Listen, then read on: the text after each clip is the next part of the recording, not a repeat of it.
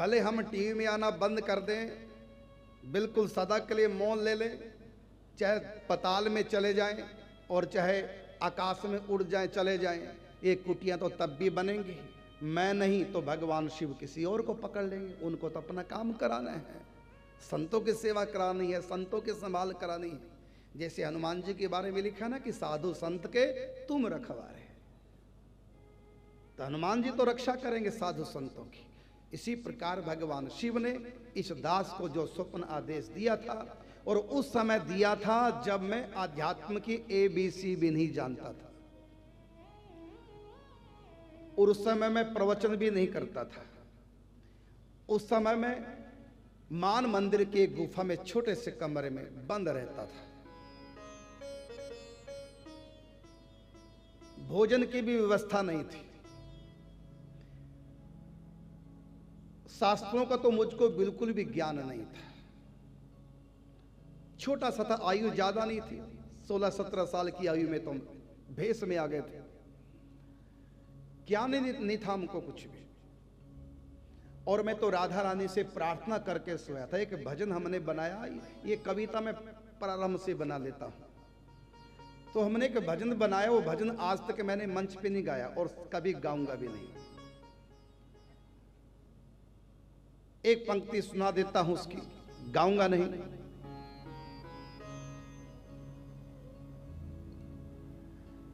उसमें प्रार्थना की थी राधा रानी से कि पापी हूं तो क्या हुआ, तेरे दर पे तो मैं आ गया, क्या रहेगी महिमा दर की जो मैं पापी रह गया। और एक पंक्ति थी, क्या रहेगी महिमा दर की जो मैं रोता रह गया। गुफा वाला कमरा, ये पद लिखा और वहीं पर गुफा के अंदर बैठ के मैंने गाया रात्रि को। द्वार तुम्हारे रो रो पुकारे, कृपा करो श्री राधिके। ये उसकी प्रथम पंक्ति थी। जग है सपना कोई ना अपना, तेरे बिना श्री राधिके। ये भजन मैंने कभी मंच पे नहीं गाया। इस भजन से मेरा इतना प्रेम है, इतना प्रेम है, क्योंकि इस भजन को जब मैंने बनाया और रात्रि को गाया, उसके बाद मैं गुफा से निकल करके ऊपर कमरे में अपने सोया, तो उसी रात को भगवान स्वप्न में शंकर जी आए और हमारे बारे में कुछ कहा जो मैंने अभी तक बताया नहीं। क्या क्या बातें हुई, स्वप्न है। मुझको तो विश्वास ही नहीं हुआ उस स्वप्न पे, क्योंकि जो मेरे बारे में कहा गया भगवान शिव के द्वारा, उसमें एक भी बात मुझ में थी नहीं। किसी प्रकार की कोई योग्यता मुझ में नहीं थी। मैंने सोचा स्वप्न झूठा ही होगा, झूठे सपने आते रहते। फिर मैंने अपने गुरु भाई को बताया, उनसे भी कोई उत्तर ऐसा नहीं मिला। फिर मैं गोवर्धन गया, पंडित जी के परम कृपा पात्र काका जी, मास्टर बाबा भी उनको कहते हैं, अब तो शरीर छोड़ गए। उनको मैंने भगवान शिव वाली पूरी बात बताई कि क्या यह संभव है इस दास के द्वारा। तो फिर बाबा ने कहा कि ऐसा है कि पूरी बात तो शिव ही जाने, तुम राधा रानी की उपासना करते हो, कुछ दिन शिव की भी करो उपासना और भगवान शिव से प्रश्न का उत्तर लो। फिर बाबा ने बताया उपासना कैसे करनी, उस रीति से फिर हमने भगवान शिव की उपासना प्रारंभ कर दी। जो ब्रजेश्वर महादेव, वहां मैं प्रतिदिन भगवान शिव को का अभिषेक करता, पत्र पुष्प चढ़ाता, नमामि शमीशानी स्तुति करता और भगवान से प्रार्थना करता, प्रभु मुझ में कोई योग्यता नहीं है, ये सपन सच है कि झूठ है, तो आप कृपा करो बताओ। और ये कई महीने तक मैं उपासना करता रहा। सन मेरे ठीक से याद नहीं, कई बार कोशिश भी की कि वो दिन कौन सा था। इतना पता कि नवरात्रे थे और 8वां 9वां नवरात्रा एक ही दिन था, और उन दिनों में खेतों में कुटिया बना के रहा करता था। फिर जो घटना घटी वो आज तक मैंने कहीं वर्णन नहीं किया और पता नहीं आगे करूंगा कि नहीं करूंगा। बस इशारे से इतना कहता हूं, आप सब भक्तों के हाथों में जो माला झोली आई है वो उसी दिन की घटना का चमत्कार है। शंकर जी की कृपा है जो आप लोगों के हाथ में माला झोली आई, और आप लोगों के हाथ में नहीं, उस दिन दरअसल मेरे हाथ में आई थी। और फिर सबके हाथों में आने लग गई। और भी कृपाएं बरसी और हमने अपनी तरफ से लुटाया जो माल मिला था भगवान शिव से। और फिर भगवान शिव की कृपा से कई संतों का मिलन हुआ है। फिर उन संतों ने कृपा बरसाई और जो जो झोली में डाली वो सब हमने बरसाने में कमी नहीं छोड़ी। आप लोगों के हाथों में जो माला झोली आ गई, आप लोग जो भजन करने लगे हैं तो केवल मेरा प्रवचन सुन के नहीं लगे हैं, प्रवचन तो सभी सुना रहे हैं। इसके पीछे भगवान शिव का हाथ है। हमको निमित्त बना करके भगवान शिव सबको वैष्णव बना रहे हैं। वैष्णव नाम यथा शंभु, वैष्णव में अग्रगण्य है भगवान शिव। तो इस दास के द्वारा जो भी हो रहा है, इस दास के द्वारा हो रहा है निमित्त बना करके, इसके पीछे भगवान शिव और हमारे 12 गुरुओं का हाथ है। और अब जो हमारी पुकार सुनी गई, अब तक हमारे 11 गुरु थे। फिर 1 महीने के लिए रुक्मिणी बाई जी की कथा चली। तो उस समय हमने रुक्मिणी बाई जी से प्रार्थना की, सुख चाहे सब छीन लो, दे दो दुख अपार, ब्रज 84 कोसते भेजना एक बा।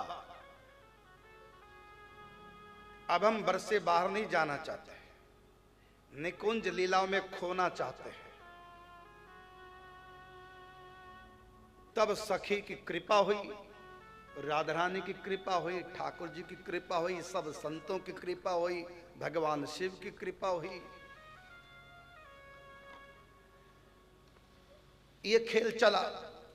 अब मैं कुछ बातें इशारे से बता रहा हूं, कुछ गोल मोल करके बता रहा हूं और कुछ प्रत्यक्ष बता रहा हूं, स्पष्ट रूप से छिपाए भी नहीं जाता, बताए बिन रहा भी नहीं जाता। छिपाएं क्या बताएं? कई बार बड़ा प्रवचन करते समय उथल पुथल सी मच जाती है। बस इतना मैं कह रहा हूं, मुख्य बात जो कहनी थी कि बाई जी की जब कथा चली, जिस दिन बरसात आई थी उस दिन हमारे डूबने का समय था। तो उस समय बाई जी ने रोक दिया और हमको संकेत कर दिया, बहुत जल्दी डूबोगे, तैयारी कर लो। फिर और स्पष्ट इशारा हुआ। कब? अभी कई महीने पहले की बात है। यहां गांव है पास में, कौन सा जब कथा करने आए थे? तेलीपुरा के पास कौन सा? खदरी। हाँ, ही बैठे सामने। तो खदरी में फिर बाई जी ने बिल्कुल स्पष्ट रूप से बता दिया और डेट हमारी मनपसंद, तुम बताओ कौन सी डेट चाहिए।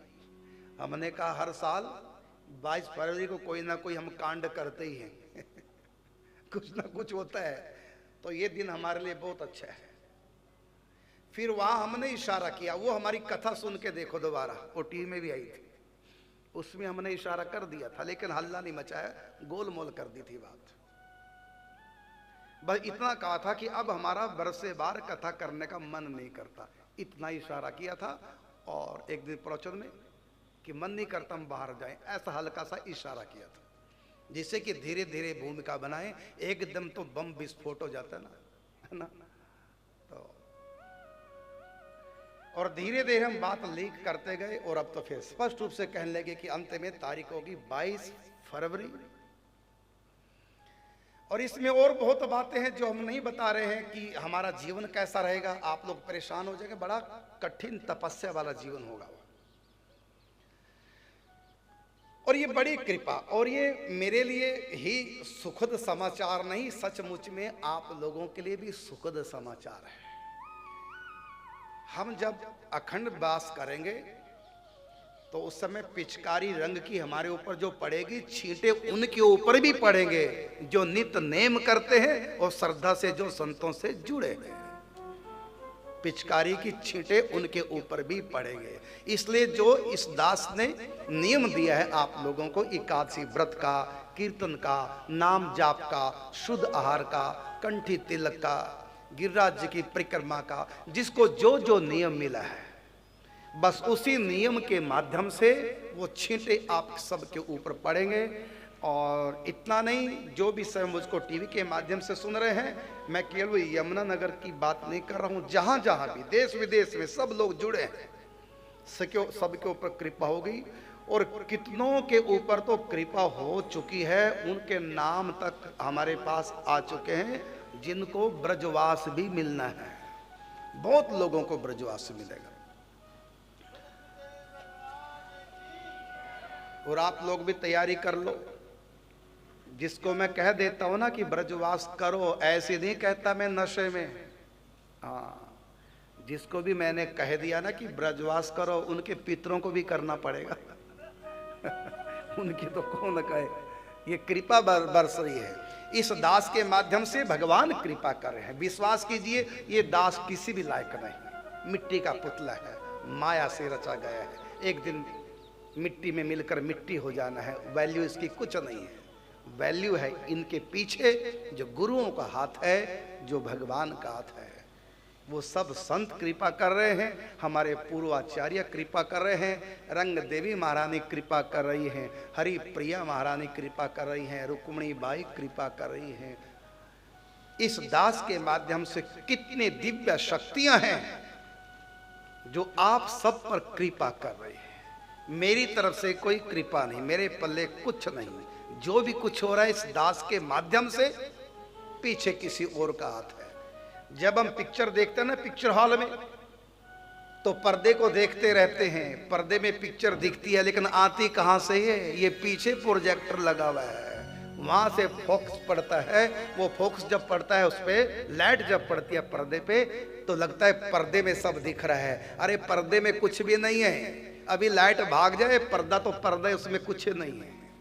पीछे से प्रोजेक्टर उस पे लाइट मार रहा है, वो फिर सब दिख रहा है। इसी प्रकार ये शरीर मिट्टी का पुतला है। इस पर्दे के ऊपर पीछे से मेरे द्वादश गुरु हैं और मूल में भगवान शिव है, राधा रानी, अनेक सखियां, वो सब कृपा बरसा रही हैं इस दास पर भी। आप